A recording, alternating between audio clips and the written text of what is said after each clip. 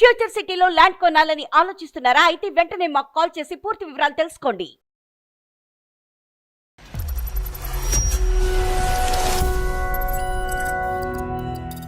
నా మాట అసలు పట్టించుకోడు, వాళ్ళు చెప్పిందే వింటాడు.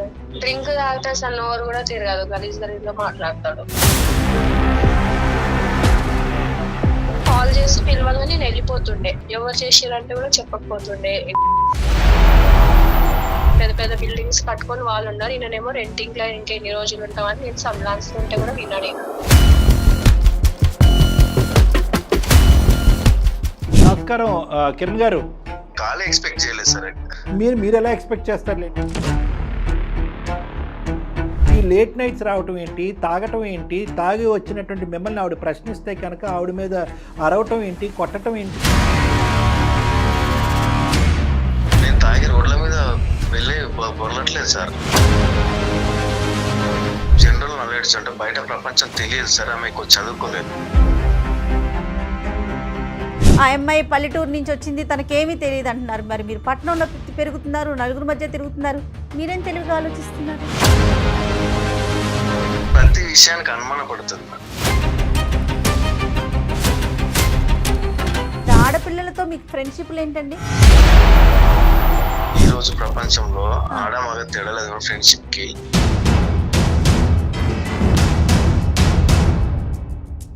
చూసుకోవటం ఏంటి అంటే పైనుంచి కిందకి ఇలా చూడటమా? అది మా ఫ్యామిలీ ఇష్యూ సార్, యాక్చువల్లీ చెప్తున్నాను. దేనికైనా ఒక లిమిట్ ఉంటుంది కదండి. రేపొద్దున నా భవిష్యత్ ఏంటి? మిమ్మల్ని నమ్ముకుని వచ్చింది ముగ్గురు ఆడపిల్లలు. ఇదే సుడిగుండంలో మా ఆయన ఉండిపోతున్నాడండి, అతని ఆరోగ్యం ఏంటి, మా కుటుంబం భవిష్యత్తు ఏంటి అనేది భయపడుతుందండి. నేనంత ఆ పరిస్థితి అయితే తెచ్చుకోండి సార్. మాకేమీ టైం ఎక్కువయ్యో, లేదంటే మీ కాల్ తప్ప వేరే కాల్ లేకో, లేదంటే మీలాంటి బాధితులు లేకో మేము ఇంతసేపు మాట్లాడట్లేదండి. కొన్ని వందల మంది ఈ ఆపర్చునిటీ గురించి వెయిట్ చేస్తున్నారు. భార్య భర్త అన్న తర్వాత చిన్న చిన్న గొడవలు వస్తుంటాయి కదా, ప్రతి ఇంట్లో జరిగేదే కదా సార్. ఒకసారి కాకపోతే ఒకసారి అవుతుంది, కాంప్రమైజ్ అయితే మనకు కామన్ కదా. మీకున్నటువంటి నలుగురు ఫ్రెండ్స్ ఇళ్లలో ఏదన్నా కామన్ ఏమో కానీ జనరల్ గా ఎక్కడ వినవండి.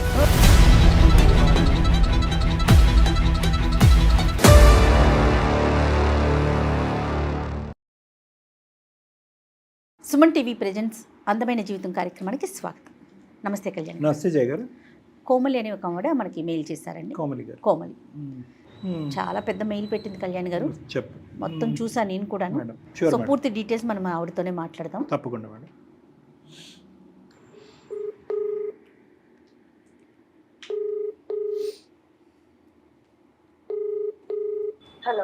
హలో నమస్తే అండి కోమలి గారా?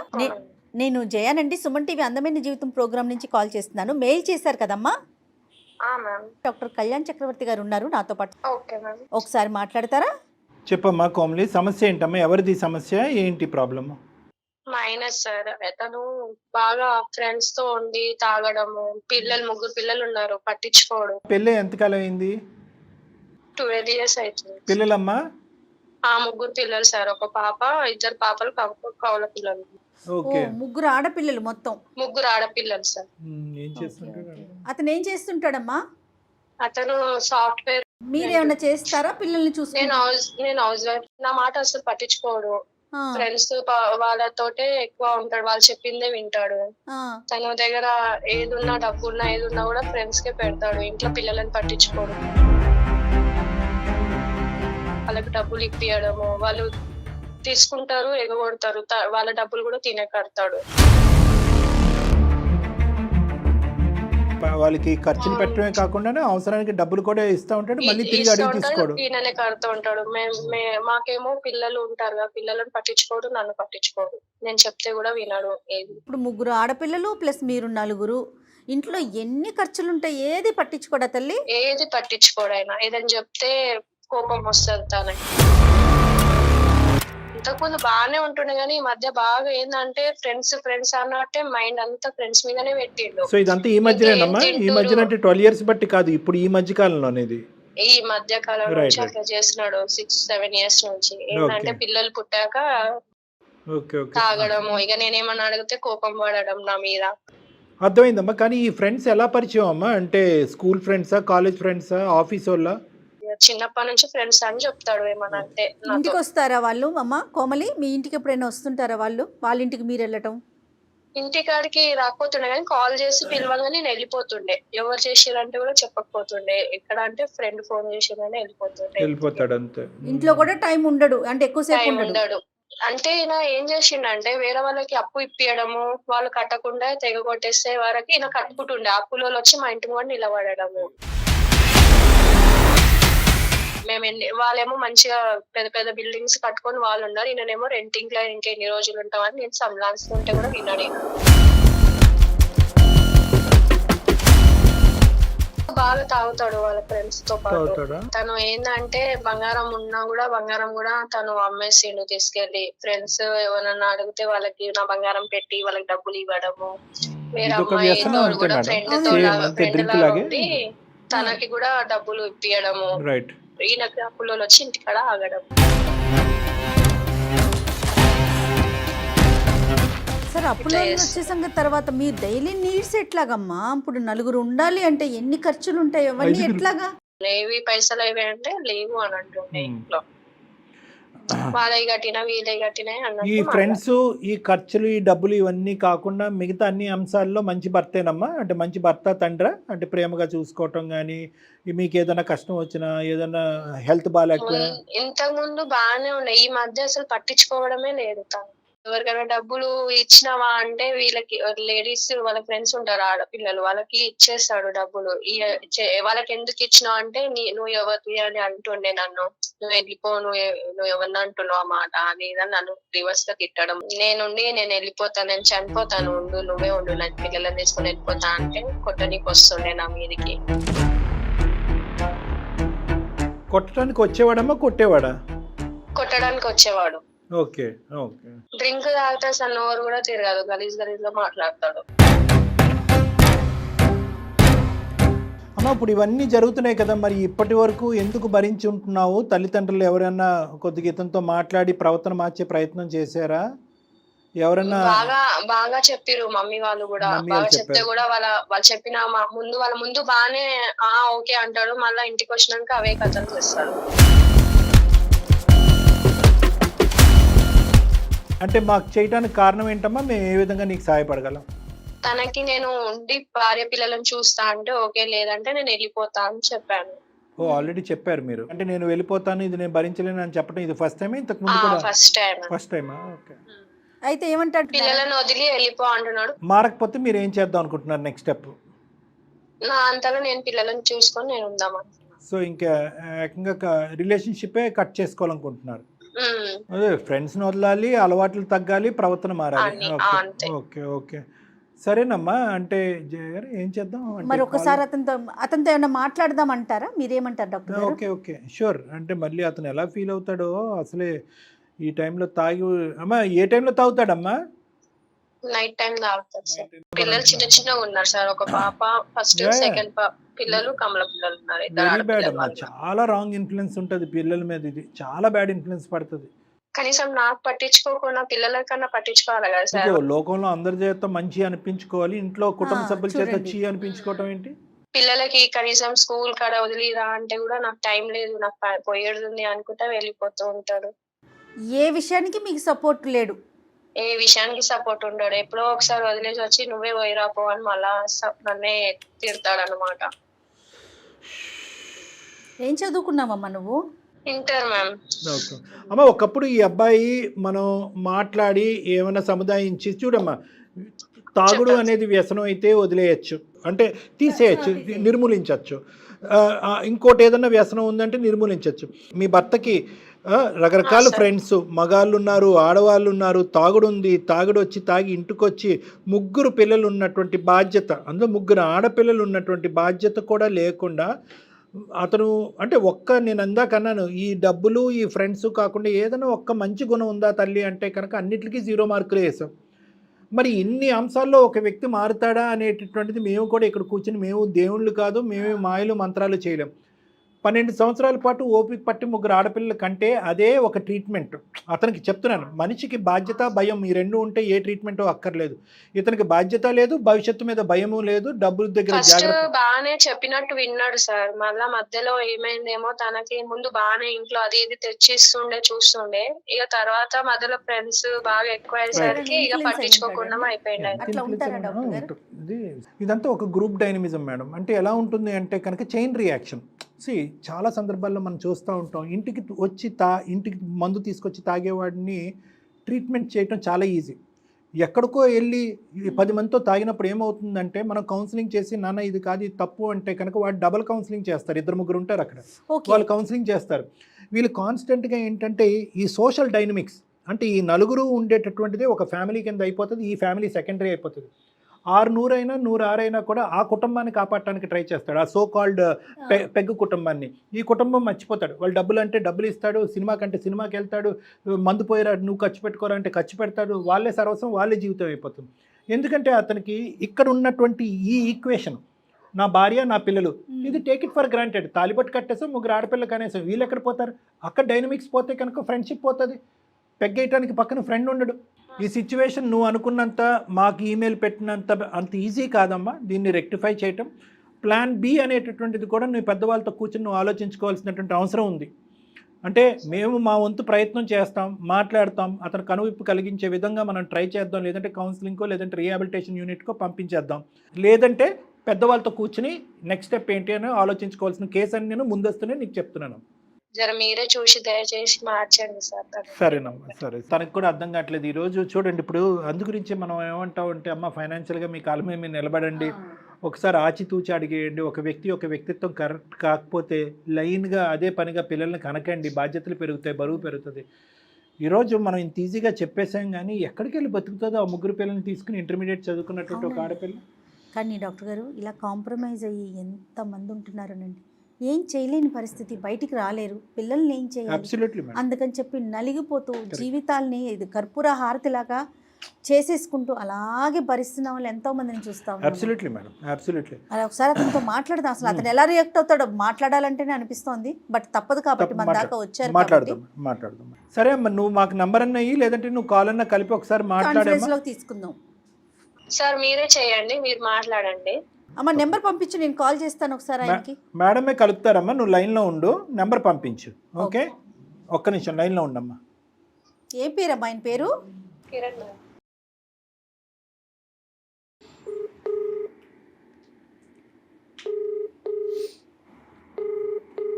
హలో, నమస్తే అండి, కిరణ్ గారా?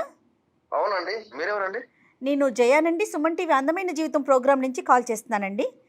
నమస్తే అండి, థ్యాంక్ యూ సో మచ్. మీతో ఒక 5 minutes నాతో పాటు డాక్టర్ కళ్యాణ్ చక్రవర్తి గారు కూడా ఉన్నారు. ఓకే, మీరు మీ దగ్గర నుంచి కాల్. ఓకే, చెప్పండి మేడం. ఒక చిన్న ఇష్యూతో మీతో కాల్ చేశామండి, ఒకసారి డాక్టర్ గారు మాట్లాడతారండి. నమస్కారం కిరణ్ గారు. సార్ నమస్తే అండి. ఫ్రీగా ఉన్నారా? యా చెప్పండి సార్. ఒక 2 నిమిషాలు. షూర్ సార్, చెప్పండి సార్. ఇప్పుడు కోమలి గారు అంటే మీ శ్రీమతి 12 సంవత్సరాల పాటు మీ జీవిత భాగస్వామి చాలా విచారకరమైనటువంటి బాధాకరమైనటువంటి ఒక ఈమెయిల్ పంపించారు. చాలా ఒక 2 పేజీలు ఈమెయిల్ రాయటం జరిగింది. నిజంగా అంటే మీరు ఎక్స్పెక్ట్ చేయలేదా 2 పేజీలు ఉంటుందని? 12 సంవత్సరాల్లో మేము 10 పేజీలు ఉంటుంది అనుకున్నాం. అసలు మీకు ఆమె ఎందుకు కాల్ చేసింది? అసలు చెప్తా కాల్ ఎక్స్పెక్ట్ చేయలేదు సార్. మీరు ఎలా ఎక్స్పెక్ట్ చేస్తారులేండి, మేము ఎవరు. ఇప్పుడు మేము ఇక్కడ ఏంటంటే ఎంతో సమస్య ఉంటేనే మేము కొన్ని ఈమెయిల్స్లోంచి ఒక ఈమెయిల్ పిక్ చేసుకుని కాల్ చేయటం అనేది జరుగుతూ ఉంటుంది. ఆవిడ చెప్పుకున్నటువంటి బాధ ఏదైతే ఉందో అది తీవ్రత బట్టి మేము సెలెక్ట్ చేసుకున్నాం. అది చాలా వర్ణాతీతం అని మనం చెప్పుకోవాలి. ఆవిడ కాల్ చేయటం కూడా జరిగింది, ఆవిడతో డైరెక్ట్గా మాట్లాడాము. అంటే 12 సంవత్సరాల పాటు ఈ ప్రయాణంలో ఒక బయటికి వెళ్ళి సంపాదించేటటువంటి భర్తగానే ఒక లేబుల్ అయితే మిగిలింది, కానీ ఇంట్లో ఒక బాధ్యత తీసుకునేటటువంటి ఒక వ్యక్తిగా ఆవిడ ఇప్పటికొచ్చి మిమ్మల్ని చూడలేదంట. ఈ మధ్యకాలంలో ఇంకా ఎక్కువ స్నేహితులు, తిరుగుళ్ళు, తాగుళ్ళు తప్ప ఇంకొక ప్రపంచం తెలియనటువంటి మైకంలో నా భర్త ఉంటాడండి అని మెయిల్ చేశారు. అందులో మేమేమి 1 సైడెడ్గా వినాలి అని అనుకోవట్లేదు, 1 సైడెడ్గా డెసిషన్ తీసుకోవాలని అనుకోవట్లేదు. ఆవిడ ఎంత నమ్మకంగా మాకు మాట్లాడినా ఆవిడ చెప్పేటటువంటి మాటలో other side of the coin చూడవలసిన బాధ్యత కూడా మాకు ఉంది. కాబట్టి మీ యొక్క వర్జన్ ఏంటి అనేది తెలుసుకోవడానికి మా ప్రయత్నంలో మేము ఈ కాల్ చేయడం జరిగిందండి. ఆవిడ కాన్ఫరెన్స్లో ఉందా మేడం? ఉన్నారండి. సరే, ఇంకొక మాట కూడా చెప్తానండి. ఆవిడ మ్యూట్లో పెట్టి మీకు కాల్ కలపడం జరిగింది. కాన్ఫరెన్స్ కాల్ ఇది. ఆవిడ కూడా బ్యాక్గ్రౌండ్లో ఉన్నారు. మీరు ఏమన్నా ఆవిడని అడగాలి అని అనుకుంటే కనుక ఒకసారి అడగచ్చు, తర్వాత మనం ప్రొసీడ్ అవుదాం. ఆమె ఇంతకి మీతో ఏం చెప్పింది సార్? నాకు తెలియదు. ఏం లేదండి, ఒకటి సింపుల్. ఆవిడ చెప్పేటటువంటి దాంట్లో ముఖ్యంగా ఏంటంటే స్నేహితులు తప్ప మీకు ఇంకో ప్రపంచం లేదు. స్నేహితుల గురించి ఎంత దూరం వెళ్తారు, వీళ్ళ గురించి ఒక 1 సెంటీమీటర్ దూరం కూడా రారు. ఇంట్లో బరువు బాధ్యత అనేటటువంటిది మీకు లేదు. బయట స్నేహితులతో స్పెండ్ చేయటం, లేటుగా ఇంటికి రావటం, అక్కడే డబ్బులు ఖర్చు పెట్టడం, అవసరం ఉంటే ఎవరికైనా డబ్బులు ఇవ్వటం, ఎక్కడ పడితే అక్కడ సంతకాలు పెట్టడం, ఇక్కడ అక్కడ అప్పులు చేయటం, డ్రింక్ చేయటం, సుఖపడటం. ఇది ఆవిడ కంప్లైంట్ సారాంశం. సార్ నేను ఇల్లు చూసుకోవట్లేదు అని అబద్ధం సార్. నేను ఇంట్లో చూసుకోకపోతే ఆమె ఎట్లా సర్వే అవుతారు sir? Point to be noted. ఇంకొకటి, స్నేహితులు అంటున్నారు అంటే నాకు ఇప్పుడు ఆమెకి నాకు మ్యారేజ్ ఒక 12 years అవుతుంది. పిల్లలు ఉన్నారు. ఓకే, బిఫోర్ మ్యారేజ్ నాకు ఏంటి, చైల్డ్హుడ్ నుంచి నాకు ఉన్న దోస్తులంతా నా కోసం, నేను వాళ్ళ కోసం ఉన్నాను. నాకేం లేనప్పుడు వాళ్ళు ఉన్నారు సార్. నేను వాళ్ళ కష్టాల్లో ఉంటే చూడలేక నేను చేస్తున్నాను సార్. నేను ఇప్పుడు నేను సంపాదించుకుంటున్నా, డబ్బు ఏమైనా చేసుకుంటాను. ఆమెకి బాగా చూసుకోకపోతే కదా సార్ అడగాలి. చూసుకోవట్లేదు అనేది ఆవిడ ప్రాబ్లం అండి. చూసుకోవటం ఏంటి అంటే పైనుంచి కిందకి ఇలా చూడటమా? కాదుగా. మీరు బాధ్యత తీసుకుంటున్నారు, కష్టపడుతున్నారు, డబ్బులు సంపాదిస్తున్నారు. కానీ ఆవిడ ఈరోజు నిజంగా మీరు చూసుకుంటే, మనస్ఫూర్తిగా మీ బాధ్యత తీసుకుంటే, ఈరోజు మాకు ఆ చేటబారుడు ఈమెయిల్ పెట్టడానికి ఎందుకంటే ఊరికనే పని పాటు లేక ఎందుకు? మా ఫ్యామిలీ ఇష్యూ సార్. యాక్చువల్లీ కరెక్టే కాదనట్లేదు. అడుగుతారు. ఏంటంటే అది నా పర్సనల్ సార్. నేను నా ఫ్రెండ్స్ తో ఉంటారు, ఒకేషనల్లీ తాగుతాము. అట్లా నేను తాగుబోతాను కాదు. నేను ఫ్యామిలీని చూసుకుని రోడ్డు మీద పడేయలేదు కదా సార్. నా ఇల్లు నేను చూసుకుంటున్నాను. నా ఫ్రెండ్స్, నేను దారిలో పోయేవారు ఎవరన్నా ఇబ్బందులు ఉంటేనే నేను చూడలేను. అలాంటిది నా ఫ్రెండ్స్ కష్టాల్లో ఉంటే వాళ్ళకి హెల్ప్ చేశాను సార్. ఇంకేమేం చెప్పిందో నాకు తెలియదు. వాళ్ళకి డబ్బులు ఇస్తాను, వాళ్ళనే పట్టించుకుంటాను అని చెప్పేసి అని అంటుంటారు. సరే పెద్దలు మీ అమ్మగారు నాన్నగారు చెప్పారు లేదో నాకు తెలియదు, కానీ ఇంటకెళ్ళి రచ్చగలవమన్నారండి. స్నేహితులు, సమాజం అనేటటువంటిది ఇంపార్టెంట్ కాదు అని అనట్లేదు. కష్టాల్లో ఉన్నటువంటి వాళ్ళకి సేవ చేయాలి, ఆదుకోవాలి, చేయూతనివ్వాలి, చెయ్యి అందించాలి అనేటటువంటి మాటకు మేము వ్యతిరేకలం కాదు. ఇక్కడ ఇంట్లో ఆవిడ బోరు నన్ను విలపిస్తూ, ఏమండి ఇంట్లో ₹1 మిగలట్లేదు, అప్పులు అయిపోతున్నాయి, ఇంటికి ఏది అంటే ఓకే, ఖర్చులకి, ఇల్లు రెంట్లకి, వాటి గురించి ఆవిడ ఏం కంప్లైంట్ చేయట్లేదు. కానీ మిగతా బాధ్యతలు అంటే ఇంట్లో ముగ్గురు ఆడపిల్లలు ఉన్నారు, వాళ్ళని చూసుకోవాల్సినటువంటి బాధ్యత తన మీద ఉంది. డబ్బులు ఇలా విచ్చలవిడిగా డబ్బులు ఇవ్వట్లేదా? మీకు అప్పులు లేవా? మీకు ఎవరు పడితే వాళ్ళు డబ్బులు ఇవ్వలేదా? మీకు మధ్యలో షూరిటీ ఉండట్లేదండి. నేను షూరిటీ ఉన్న మాట వాస్తవం సార్. నేను నా ఫ్రెండ్స్ వాళ్ళ కోసం నేను చేశాను. సో నాకు లేనప్పుడు ఎవరైతే చేశారో వాళ్ళ కోసం నేను చేస్తున్నాను. కష్టాల్లో ఉంటే నేను ఆదుకుంటున్నాను. కరెక్టేనండి. అమ్మాయి గోల్డ్ అంతా తీసుకెళ్లి చిన్నప్పుడు ఎప్పుడో మీ ఫ్రెండ్స్ మీకు హెల్ప్ చేశారని చెప్పి ఇప్పుడు మీరు హెల్ప్ చేయటం, దేనికైనా ఒక లిమిట్ ఉంటుంది కదండి. రేపొద్దున నా భవిష్యత్ ఏంటి, మిమ్మల్ని నమ్ముకుని వచ్చింది ముగ్గురు ఆడపిల్లలు. చూడలేను మేడం. ఏమండి ఇక్కడ మీరు డబ్బులు ఇచ్చినటువంటి ఎంతమంది మీ ప్రాణ స్నేహితులు, ఎంతమంది మీకు తిరిగి ఇచ్చారండి డబ్బులు? ఎంతమంది మిమ్మల్ని మీరు అడగగలిగారు? ఎంతమంది మీకు తిరిగి ఇచ్చారు? మరి మీరు మేనేజ్ చేసుకునే లెక్కైతే నేను అడుగుతూనే ఉన్నాను సార్. నేను అడుగుతూనే ఉన్నాను, ఇచ్చే వాళ్ళు ఇస్తున్నారు. నేను ఇట్లా రొటేట్ చేసుకుంటా ఉన్నాను. నా ఇబ్బందులు నేను పడుతున్నాను సార్. నా శాలరీ నేను చూసుకుంటున్నాను, నా లైఫ్ నేను చూసుకుంటున్నాను సార్. ఇక్కడ నా అనే పదం లేదు కదా సార్. ఇది ఇప్పుడు ఇదంతా ఒక కుటుంబానికి సంబంధించింది. మీరు సఫర్ అవుతే కనుక, ఈ ఫ్యామిలీ సఫర్ అవుతే కనుక, ఫ్యామిలీ నాదే కదా సార్. నేను ఆ ఫ్యామిలీలో మీ వైఫ్ కిరణ్ గారు ప్లీజ్ అండి, ఫ్యామిలీ మీది కాదు, మీతో పాటు ఆ అమ్మాయి ఉంది, ముగ్గురు పిల్లలు ఉన్నారు. మీకు ఒక నొప్పి వస్తే ఆ నొప్పి ఆ అమ్మాయికి కూడా, మీకు ఒక సంతోషం కలిగితే ఆ సంతోషం తనకి కూడా. ఎట్ ద సేమ్ టైం తనకి సంతోషం వచ్చినా బాధ వచ్చినా ఆ బాధ సంతోషం రెండు ఇద్దరం షేర్ చేసుకోవటానికే కదండి వైఫ్ అండ్ హస్బెండ్. మీరు చేసేటటువంటి తప్పు అని మేము అనట్లేదు, కానీ ఆలోచించి చేయండి, ఆలోచనతో అడుగేయండి అని అంటున్నాం. ఇక్కడ 2 అంశాలు. ఒకటి, ఈ డబ్బులు ఇవ్వటాలు, ఈ షూరిటీ సంతకాలు పెట్టాలు మీరు మీ నోటు వెంటే మీరు చెప్పారు. ఆ అమ్మాయి మాకేం చెప్పటం కాదు. ఇక్కడి నుంచి అక్కడి నుంచి ఇక్కడ మొత్తం రొటేషన్ చేస్తూ ఉంటానండి. నా బాధలు ఏదో నేను పడతాను కదా, వాళ్ళకైతే తిండి పెడుతున్నాను కదా, ఇల్లు పెడుతున్నాను కదా అంటే ఇది మీరు క్రాస్ సెక్షనల్గా చూస్తున్నారు. ఈరోజు రేపట్లో ఆ అమ్మాయి ఇంట్లో ఉండి ఆ ముగ్గురు ఆడపిల్లలను చూస్తూ దీర్ఘకాలికంగా చూస్తుంది. ఈ అప్పులు ఇలా గుడిబండగా మారి ఒక పెద్ద కొండగా అయిపోయి దిక్కుతోచినటువంటి పరిస్థితి వస్తే కనుక ఆదుకునేవాడు ఎవరు? మీ నోటి వెంట మీరు చెప్పారు, పట్టుమని 100 మందికి అప్పిస్తే 10 మంది కూడా తిరిగి మీకు ఇవ్వట్లేదు.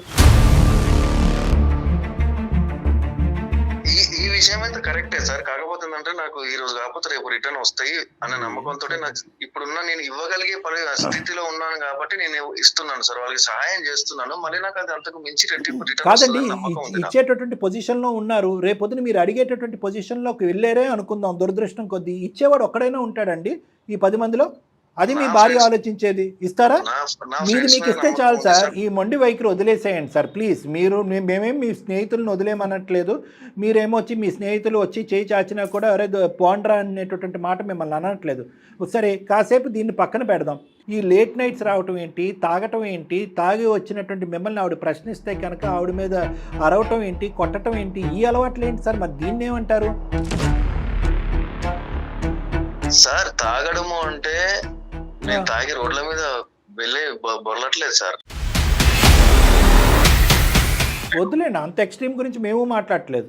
లేదు సార్, నేను ఉండే టెన్షన్స్ నాకుండే పరిషన్స్ ఉంటాయి కాబట్టి నేను కొంచెం ఆ బాధల్ని తట్టుకోవడం కోసమో, మర్చిపోవడం కోసమో, రిలాక్సేషన్ కోసమో నేను ఫ్రెండ్స్ తో కలిసి తాగడం అది కామన్ గా జరిగేదే కదా సార్ బయట ప్రపంచంలో. ఆమెను కొట్టట్లేదు, ఆమెను ఎప్పుడైనా కొట్టానని నేను అసలు ఏనాడు కొట్టలేదు, బాగానే చూసుకుంటాను.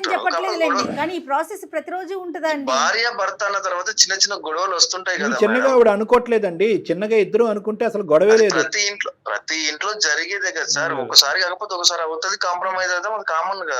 మీకున్నటువంటి నలుగురు ఫ్రెండ్స్ ఇళ్లలో ఏదన్నా కామన్ ఏమో కానీ జనరల్ గా ఇంత రెస్పాన్సిబిలిటీ ఉండాలండి. ఇప్పుడు మీరు మార్నింగ్ లెగాలి, మీ హెల్త్ మీరు చూసుకోవాలి, ప్రతిరోజు ఇదే పనిగా ఉంటే కనుక ఎలా పరిస్థితి ఏంటి, దానికి అయ్యేటటువంటి ఖర్చు ఏంటి, వాళ్ళకు కూడా మీరే ఖర్చు పెడతారంట. అది కూడా నిజమేనా? ఈ అయ్యేటటువంటి రోజువారి ఖర్చు, తాగుడికి అయ్యేటటువంటి ఖర్చు కానీ, లేదంటే మా భాషలో పార్టీలు అంటూ ఉంటాం, వీటికి రోజు పార్టీలు ఇచ్చే అంత కోటీశ్వర్లం కాదు కదా సార్. ఉన్నంతలో ఒకసారి వాళ్ళు ఒకసారి నేను, అది కామన్ గా నడుస్తూ ఉంటుంది సార్ అప్పుడప్పుడు. సార్, మీరు సంపాదించేటటువంటిది, మీరు ఖర్చు పెట్టేటటువంటిది, ఈ రెండు బ్యాలెన్స్ అవుతున్నాయా లేదా మైనస్ లో ఉన్నారా ప్లస్ లో ఉన్నారా? ఇది ఒక్కటి చెప్పండి, ఫిగర్లు మాకు అక్కర్లేదు. అంటే దాని మైనస్ లోనే ఉన్నాను అని చెప్తాను నేను. సో ఈ మైనస్లు ఎలాగా, ఈ భారాన్ని ఎలాగ మీరు క్లియర్ చేయాలి అని అనుకుంటున్నారు? చిన్న వయసు, ఇప్పుడిప్పుడే సంపాదన స్టార్ట్ అయ్యింది, ఏదో ₹1 సేవ్ చేసుకుంటే అది మీకు మీ పిల్లల యొక్క అదృష్టం అని మనం అనుకోవాలి. ఈ మైనస్ని ఎలా క్లియర్ చేద్దాం అనుకున్నారు? అసలు ముందు చూపు ఉందా? ముందు ఆలోచించగలుగుతున్నారా మీరు?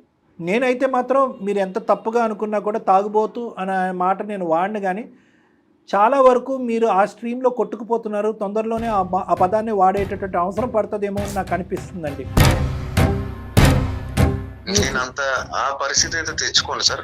సార్, మీ కాన్ఫిడెన్స్ మీకు ఉండొచ్చు, దయచేసి బ్రేక్స్ వేయండి, రూట్ మార్చుకోండి అని చెప్పి మేము రిక్వెస్ట్ చేస్తున్నాం. ఎందుకు అంటే కనుక ఇక్కడ మీకు కనిపించినటువంటి ఒక పరిస్థితిని మేము ముందుగానే ఊహించుకోగలం. మా అనుభవం వల్ల కానీ, మా సీనియారిటీ వల్ల కానీ మేము ఊహించుకునేటటువంటి కెపాసిటీ మాకుంది. ఎందుకంటే మీ ఆవిడ ఈరోజు మాట్లాడలేకపోతుంది, కానీ బ్యాక్గ్రౌండ్లో భయంతో ఆవిడని లాస్ట్లో మాట్లాడిపిస్తాము. కానీ ఆవిడ పెట్టినటువంటి ప్రతి మాటకి ఒక మీనింగ్ ఉందండి, ఒక అర్థం ఉంది.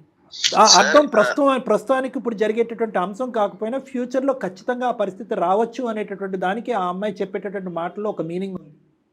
సార్, ఆవిడ ఇంట్లో ఉంటుంది కాబట్టి ఆమెకి జనరల్ నాలెడ్జ్ అంటే బయట ప్రపంచం తెలియదు సార్. ఆమె ఎక్కువ చదువుకోలేదు, ఆవిడకి తక్కువ తెలుసు, అతివృష్టి అనావృష్టి, మీకు ఎక్కువ తెలిసిపోయింది. కానీ జీవితాన్ని చూస్తుంది కదండి, ప్రతి ఒక్కటి చదువుతోనే అవదండి. 3 ఆడపిల్లల్ని పెట్టుకొని తనకు మీరు ఏదో తూతూ మంత్రంగా నేను చూస్తున్నానని తినడానికి తిండి వేసుకోవడానికి బట్టలు ఇస్తే సరిపోతుందా అండి?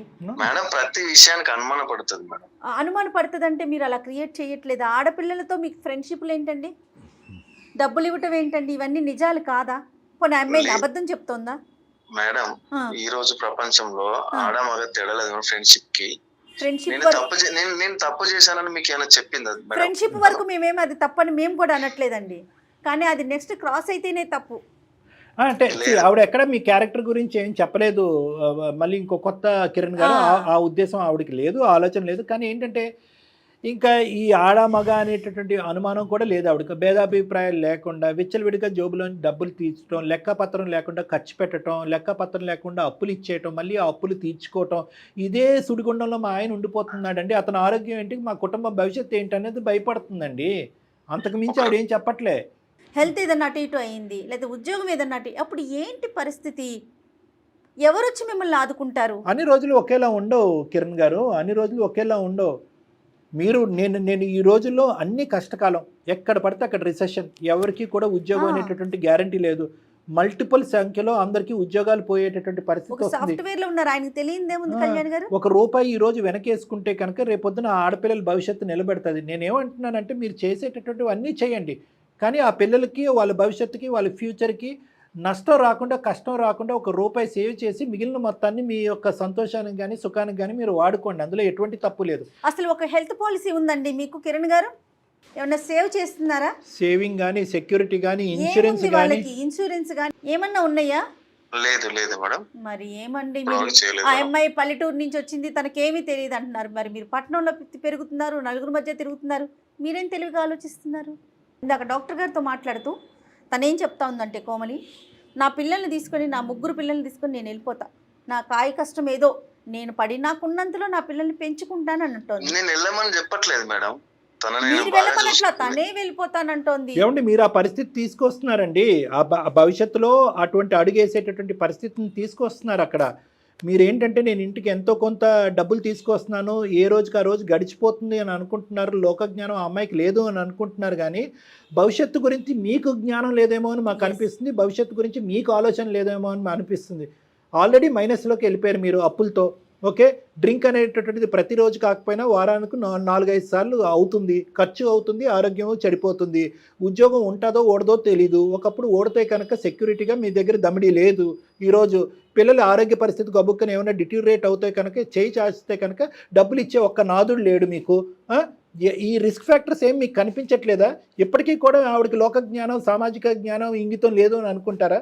ఉత్తుత్తు భయాలు ఆవిడవి. మాకే కనిపిస్తుంది సినిమాలాగా.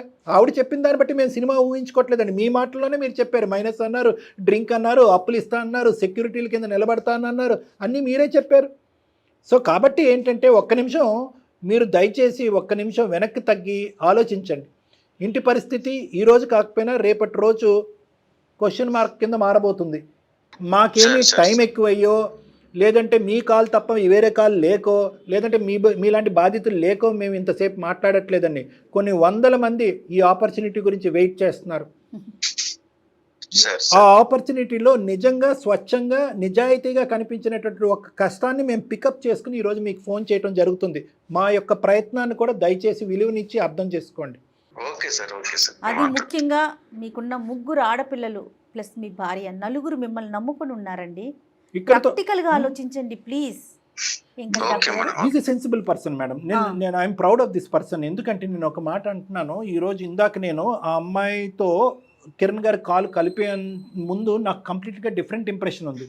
But is a sensible. ఇందాక నేను అన్నాను కదా మేడం, ఇది ఒక ఉప్పెన, ఒక తెలియనటువంటి ఒక కెరటం లాంటిది. ఈ కెరటంలో ఏంటంటే ఒక లేబుల్ అనేటటువంటిది కిరణ్ గారు ప్రపంచానికి ఇసిరేశారు. అరే కష్టం వస్తే కిరణ్ నన్ను స్మరించుకోరా, హెల్ప్ చేసేస్తాడు అనేటటువంటి ఒక లేబుల్ స్నేహితుల మధ్యన ఇలాంటి వాళ్ళు ఉంటారు మేడం. ఫాల్స్ ప్రెస్టేజ్ కాదు మేడం, వాళ్ళు ఒక గ్యారంటీ అనమాట, ఒక ఏటీఎం బ్యాంక్ లాగా అయిపోతారు అనమాట. ఇప్పుడు కిరణ్కి ఎలాంటి ఒక థ్రెషోల్డ్, ఒక గీత గీసేసుకుంటే ఉంటే ఎక్స్ అనేవాడికి ఇచ్చాను, వై అనేవాడికి ఇవ్వకపోతే కనుక మన గురించి చెడు ప్రచారం జరిగిపోద్దేమో. ఎప్పుడు కూడా దానవీర సూర కర్ణలాగా నేను ఏదోటి ఇవ్వటమే తప్ప లేదు అని చెప్పి మాత్రం నేను చెప్పకూడదు ఆ నేముని కాపాడుకోవాలి. కష్టాలు వచ్చినప్పుడు కిరణ్ గాడి తలుపు తడితే కనుక కిరణ్ గాడి ఎంతన్నా ఎక్కడి నుంచన్నా తల తాకట్టు పెట్టుకున్న తీసుకొస్తాడనే లేబుల్ కాపాడుకునేటటువంటి ప్రయత్నం కిరణ్ కొట్టుకుపోతున్నాడు. ఈ కెరటానికి బ్రేక్ పడాలి. ఇది ఒక తెలియనటువంటి ఒక ఇన్ఫెక్షన్ లాంటిది. అతను ఆ నేమ్ కాపాడుకునేటటువంటి ప్రయత్నంలో ఇక్కడ కుటుంబం మునిగిపోతున్నా కూడా అతనికి అర్థం కానటువంటి పరిస్థితి. ఎంత డేంజర్ కదా డాక్టర్ గారు, చాలా డేంజర్ మేడం. తను నిజంగా ఎక్స్ప్రెస్ చేయలేకపోతుంది, కానీ మెయిల్ మీరు చూసారుగా. అవును మేడం, ఎంత తీవ్రంగా, ఎంత బాధతో పెట్టిందంటే. అమ్మ కోమలి, వింటున్నావా తల్లి? వింటున్నాము. మరి చెప్పమ్మా, నీ బాధ ఇప్పుడైనా ఎక్స్ప్రెస్ చేయదల్లి. ఒక 2 మాటల్లో చెప్పమ్మా. నువ్వు అడగంది అమ్మ కూడా అన్నం పెట్టదమ్మా. నువ్వు నీ బాధ ఏంటి అనేది టైపింగ్ లో చూపెట్టిన స్పీడ్ ఇక్కడ మాటల్లో చూపెట్టకపోతే ఎవరికి అర్థం అవుతుంది? ఇది మా బాధ, మా గోడ, ఇది మేము ఎలా విలపించుకుంటాం.